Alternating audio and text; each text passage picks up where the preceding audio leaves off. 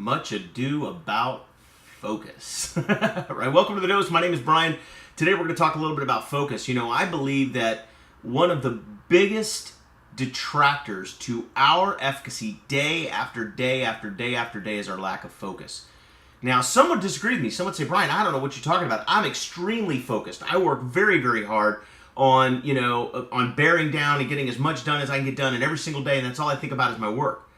But lack of focus back in the day used to mean that you were just lazy, or, you had a tendency to sit in your chair and stare out the window and daydream. But anymore, lack of focus is very insidious.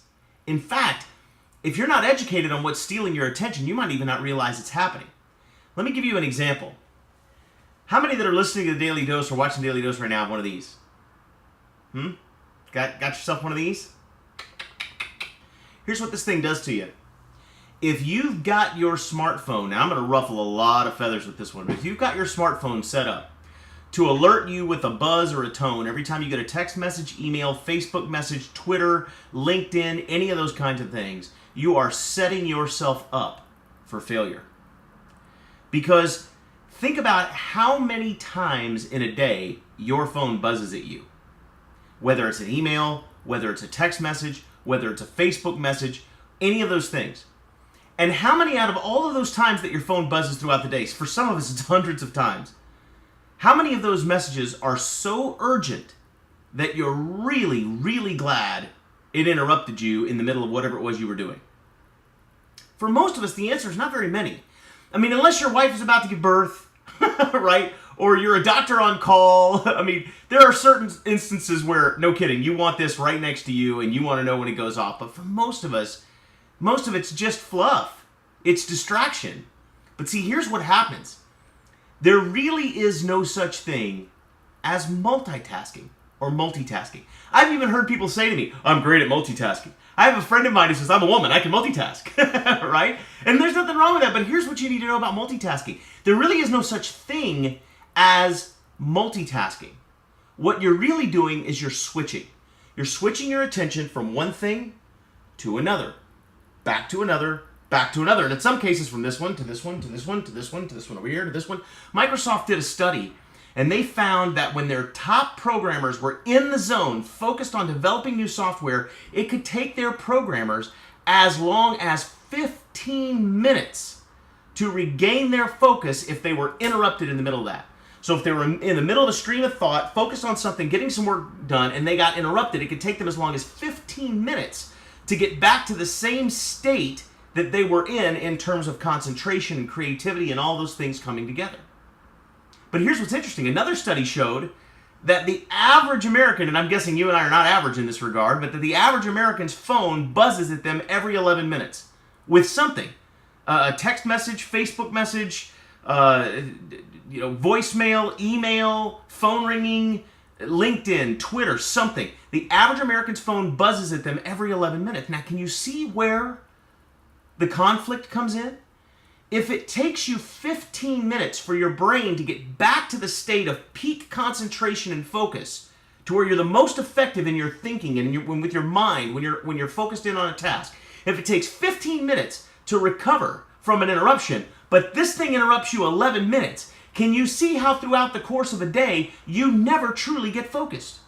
And the insidious thing about multitasking, okay, is that it doesn't feel like you're doing something other than what you should be doing. In other words, you can be sitting at your desk trying to get something done, and you answer a text, and then you answer an email, and then the phone rings real quick, and you have a quick conversation, you put it back down, you go back to work, and then you go, oh, it's a Facebook, look at my friend's Elvis costume, and then you go back to doing what you were doing, right? And if somebody asks you, were you goofing off all day, your answer is no, of course not. I was focused all day. But what you don't realize is that every time you switch, something comes up called switching cost.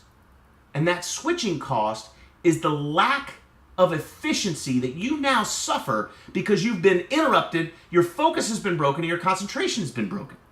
And now you've got a recovery period before your brain will be back in the same patterns that it needs to be in to be as effective as you can be. Now, I'm going to give you an example of this because some of you are calling me, are waving the the bull junk flag, right? Some of you guys are waving the bull pucky flag right now, okay? I'm going to let you know this is true. And here's our little litmus test for this. I want you to grab a piece of paper and a stopwatch or your phone, right? And open up the stopwatch on your phone. And I want you to hit the stopwatch and I want you to write down in print, not cursive, but in print, multitasking is as bad as a lie. Okay? So grab your pencil, grab your paper, hit the start button and write down multitasking is as bad as a lie. Stop. And then hit the stopwatch and see how long it took you to do it. Fair enough? Then I want you to, underneath that sentence you just wrote, I want you to hit the stopwatch again and write down numbers 1 through 25. Just write them out. 1, 2, 3, 4, 5, 6, 7, 8, 9, 10, all the way to 25. And when you get to 25, stop the watch again. And look at the time. And then write down how long it took you to write the sentence and how long it took you to write 1 through 25. Fair enough? Okay? Now and then add those two numbers together. So maybe it comes to 20 seconds or 25 seconds. Who knows? But now here's what I want you to do. Now I want you to hit the stopwatch and write down M1, U2.